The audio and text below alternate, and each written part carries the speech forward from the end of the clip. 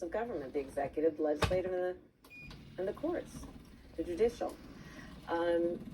And I would like to believe that that is still something that is standing.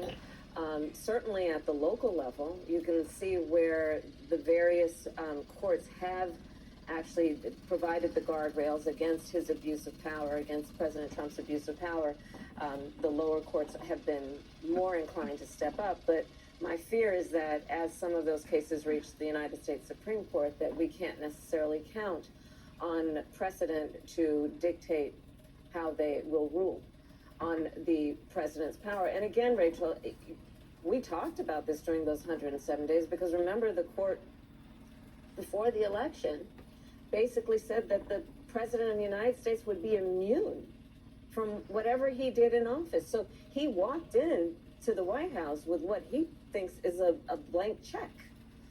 And specifically in the Justice Department, that immunity ruling effectively told him he can direct the Justice Department to do whatever he wants, which he's now doing online, telling them to bring baseless prosecutions. But, you know, there are a couple of things that have happened this week, and every week we should take note when they do. But one, again, we've talked about the response to the Kimmel suspension, but the other is that U.S. attorney who was appointed by the president, is a Republican, and said, I'm not doing it. Mm-hmm. And as a former prosecutor, you know, one of the things I know, whether people like it or not, is prosecutors, for the most part, especially if they've been doing it for a while, are apolitical and take seriously their oath to do justice without fear or favor, and to do what they believe is the right thing to do based on the facts and the law.